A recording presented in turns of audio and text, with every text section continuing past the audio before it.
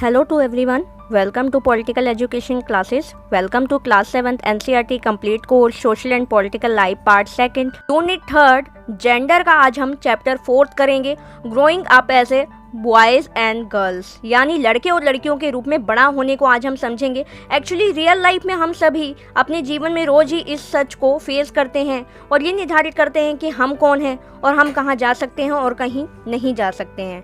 लड़का या लड़की होना किसी भी एक इम्पॉर्टेंट पहचान है. उसकी अस्मिता है कि जिस समाज के बीच हम बड़े होते हैं वह हमें सिखाता है कि गर्ल्स और बॉयज़ का कैसा बिहेवियर स्वीकार करने योग्य है, उन्हें क्या करना चाहिए और क्या नहीं. इस चैप्टर 4th में हम समझेंगे कि लड़के और लड़कियों को दी जाने वाली अलग अलग भूमिकाओं के लिए उन्हें फ्यूचर में वुमेन एज ए मैन के रोल के लिए तैयार किया जाता है. और इस चैप्टर में हम वुमेन्स और मैन के बीच काम के जो एरियाज हैं यानी वर्किंग एरियाज में भी इनइक्वालिटी कैसे पैदा होती है उसको भी समझेंगे. अगर आप सभी इस चैनल पर फर्स्ट टाइम आए हैं तो प्लीज़ चैनल को सब्सक्राइब करें और बेल आइकन को प्रेस करें ताकि सारी वीडियोस आप इजीली देख पाएं.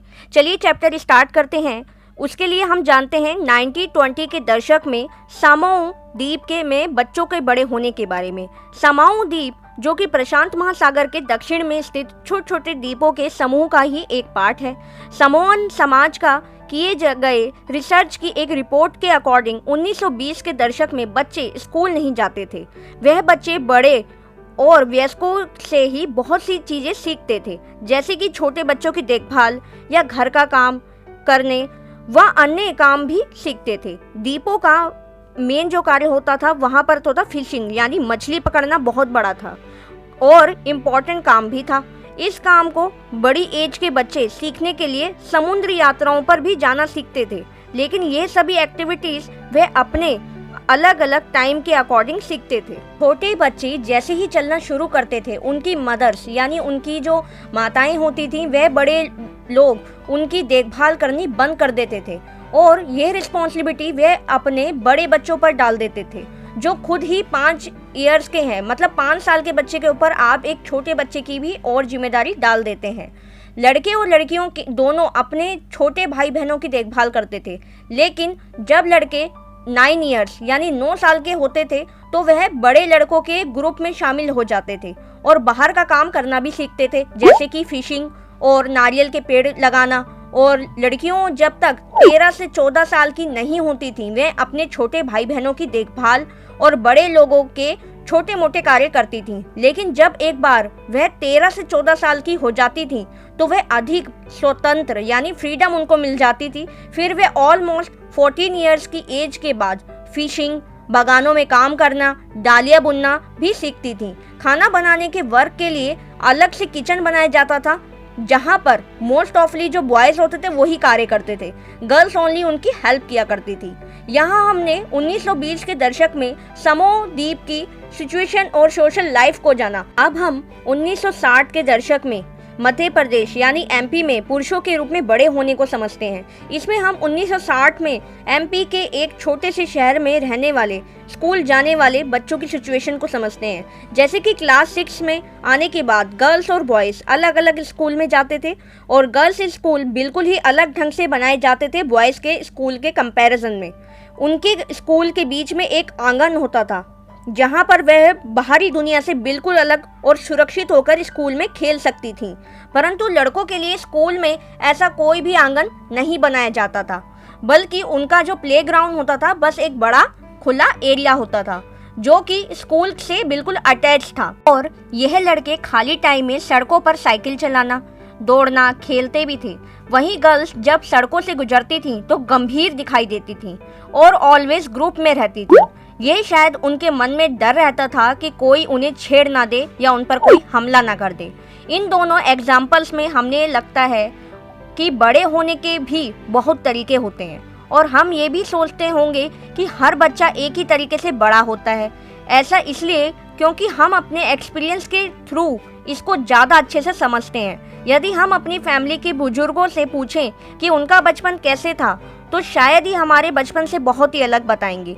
और हम अपने एक्सपीरियंस के थ्रू ये कह सकते हैं कि समाज गर्ल्स और बॉयज़ में क्लियरली डिफरेंट करती है, यानी डिस्क्रिमिनेशन किया जाता है और यह बहुत कम एज में ही शुरू हो जाता है। एग्जाम्पल के लिए जैसे खेलने के लिए डिफरेंट टॉयज यानी खिलौने दिए जाते हैं गर्ल्स को भी और बॉयज़ को भी। गर्ल्स को मोस्ट ऑफली दी जाती है डॉल और बॉयज़ को दिए जाता है जैसे कार, बैट बॉल आदि दिए जाते हैं। एक्चुअली ये खिलौने बच्चों को यह बताने का तरीका बन जाते हैं कि वह बड़े होकर वुमेन और मैन यानी महिला और पुरुष बनेंगे, जो उनके फ्यूचर अलग अलग होगा। अगर हम देखें तो वह हर दिन ही छोटी छोटी बातों में हमारे समाज और हमारी फैमिली हमें ये याद दिलाती है कि गर्ल्स को धीमी आवाज़ में बात करनी चाहिए, पोलाइटनेस से बोलना चाहिए। वहीं बॉयज़ को बताया जाता है कि तुम तो रॉब में रहो। ये सब बच्चों को ये बताने के तरीके हैं कि जब वह बड़े होकर वुमेन और मैन बनेंगे तो उनका रोल कितना डिफरेंट होगा और बाद के जीवन में इसका इफेक्ट हमारी स्टडी के सब्जेक्ट्स, जॉब और हमारे कामों के चुनाव यानी चॉइस पर भी पड़ता है। चलिए अब हम एक स्टोरी के थ्रू महिलाओं की सिचुएशन को और डीपली समझते हैं। और यही स्टोरी में बताया गया है कि घर में जो वर्क करती हैं यानी घरेलू महिला होती हैं, वो एक्चुअली में उनके काम को काम ही नहीं समझा जाता है। सोनाली नाम की एक बच्ची अपनी माँ से कहती है कि हम स्कूल के स्टूडेंट्स बाहर घूमने के लिए जा रहे हैं। रोजी मैडम के साथ चलने के लिए किसी बड़े की ज़रूरत है। क्या आप हमारे साथ एक दिन के लिए अपने ऑफिस से छुट्टी लेकर चल सकती हैं?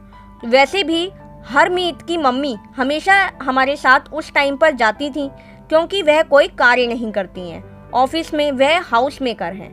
तो सोनाली की मम्मी कहती है कि क्या तुम कैसे कह सकती हो, और तुम जानती भी हो कि जसप्रीत आंटी यानी हरमीत की मम्मी हर सुबह रोज 5 बजे उठ जाती हैं, घर का सारा काम करती हैं।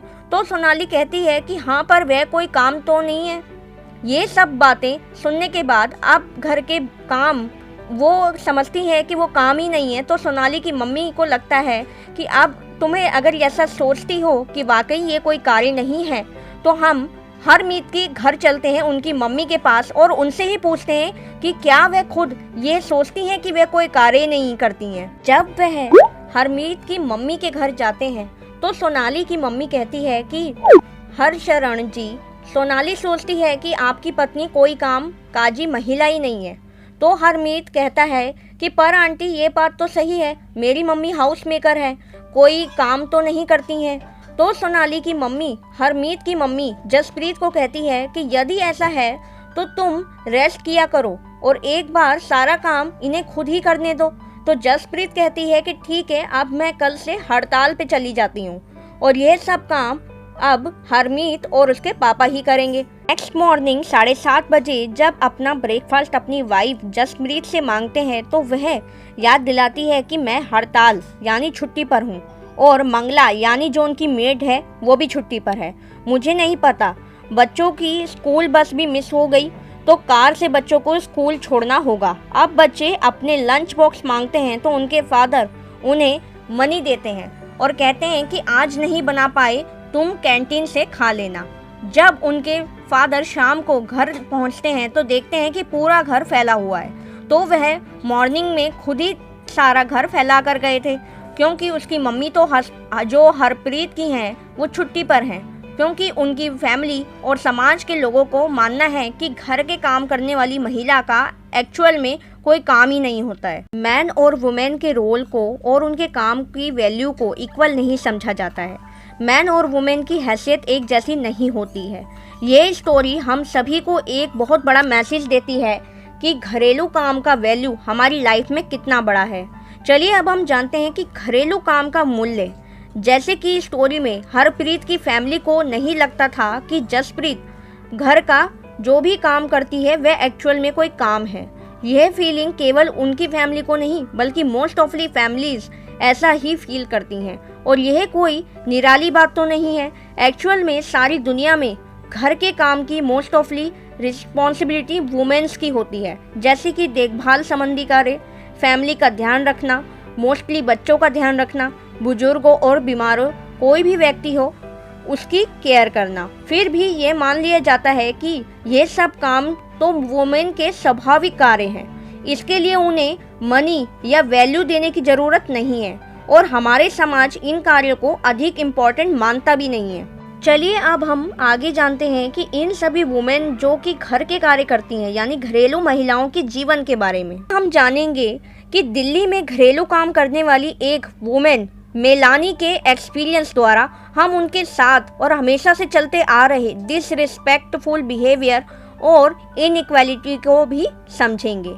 इस स्टोरी में ओनली हरप्रीत की मम्मी ही घर के काम नहीं करती थी, बल्कि काफ़ी काम जो जैसे कि मंगला जो उन्होंने बताया, जो उनके घर की मेड थी, वे भी कार्य करने में हेल्प करती हैं। मोस्ट ऑफली घरों में, शहरों में और नगरों में लोगों को घरेलू काम के लिए रखा जाता है, जैसे झाड़ू लगाना, सफाई करना, बर्तन धोना और अन्य कार्य के लिए। वैसे ही घरेलू काम को अधिक वैल्यू नहीं दिया जाता है, क्योंकि इन्हें मजदूरी भी कम मिलती है और इन लोगों के दिन की शुरुआत सुबह 5 बजे से होकर देर रात तक चलती है। इतनी मेहनत करने के बाद भी इन्हें रिस्पेक्टफुल बिहेवियर नहीं किया जाता इनके साथ। और साथ ही अब हम इसको डिटेल में जानते हैं एक दिल्ली में घरेलू काम करने वाली वुमेन के एक्सपीरियंस के थ्रू, जिनका नाम है मेलानी। वो बताती हैं कि मेरी फर्स्ट नौकरी एक रिच फैमिली में लगी, जो कि 3 मंजिल बिल्डिंग में रहते थे। मेरी मेम साहब यानी जो उनकी मालकिन थी, वह अजीब महिला थी जो हर काम करवाने के लिए चिल्लाती रहती थी। मेरा काम रसोई का था और हमारा दिन सुबह 5 बजे से शुरू होता था। नाश्ते में 1 कप चाय और 2 सूखी रोटी मिलती थी। हमें तीसरी रोटी कभी नहीं मिली और हम दिन भर काम करने के बाद बड़ी भूख लगती थी। हम घर में चप्पल नहीं पहन सकते थे, तो ठंड के मौसम में पैर हमारे सूज जाते थे। मैं मेम साहब से डरती थी, परंतु मुझे बहुत गुस्सा भी आता था कि इस अपमान के लिए ऐसा फील होता है कि क्या हम दिन भर काम नहीं करते थे और क्या हम कुछ सम्मानजनक व्यवहार यानी रिस्पेक्टेबल बिहेवियर के हकदार नहीं थे, जिसे हम घर का काम कहते हैं। उसमें बहुत से काम शामिल हैं। इनमें से कुछ कामों में फिजिकल स्ट्रेंथ यानी शारीरिक श्रम लगता है। ग्रामीण और शहरी क्षेत्रों में महिलाओं और लड़कियों को दूर दूर जाकर पीने का पानी लाना पड़ता है। जलाऊ लकड़ियों के लिए भारी गट्ठर सिर पर लकड़ी के ढोने पड़ते हैं।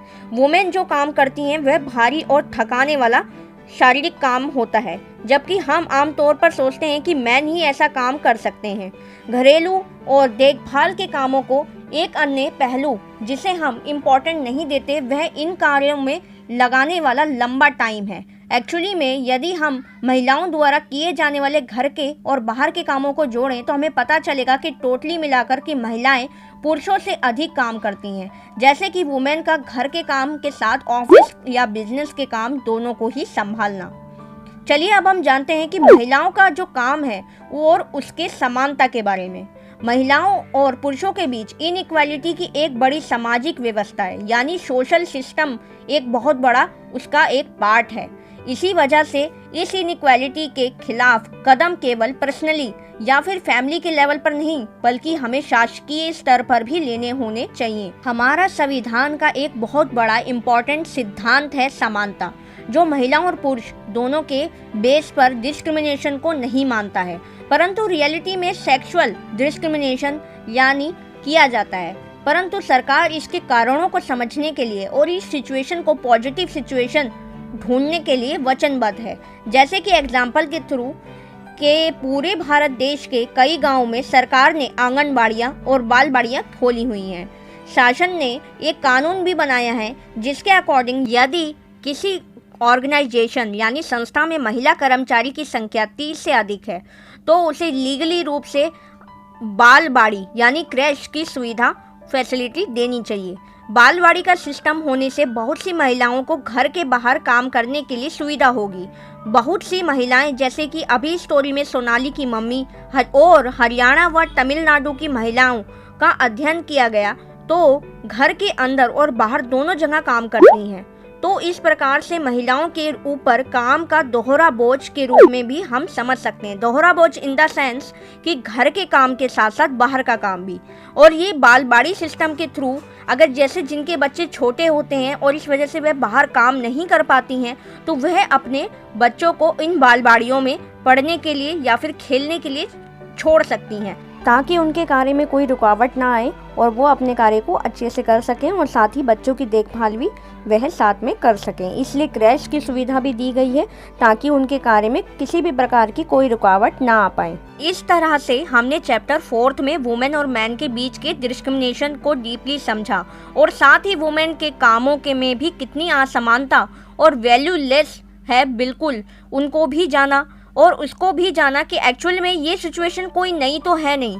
ये आज भी हम अपने घरों में होने वाली महिलाओं के साथ हम ऐसा बिहेवियर करते होंगे और हमारी मेंटालिटी भी ऐसी होगी कि वह कोई कार्य करती नहीं है। तो आज से और अभी से हमें उनकी रिस्पेक्ट करनी चाहिए उनके काम की, और उनको सपोर्ट भी करना चाहिए, और उनको समाज में सबके बराबर ये भी सोचना चाहिए। आज जो हमारे देश में वुमेन के साथ दुष्व्यवहार किया जा रहा है या इनइक्वालिटी समझी जाती है, उसका सबसे बड़ा जो रीज़न है वो हमारी सोच है। तो हमें उस सोच को बदलने में अपने ही थ्रू हमें उन चीज़ों को डीपली समझना होगा।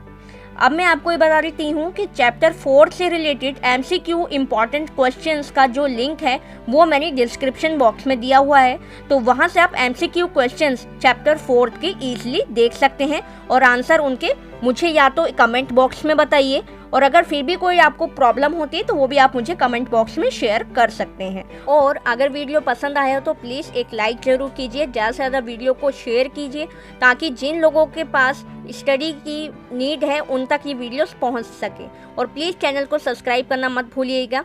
चलिए अब हम मिलते हैं चैप्टर 5 में, जिसका नाम है औरतों ने बदली दुनिया। Thanks for watching this video and all the best for your bright future.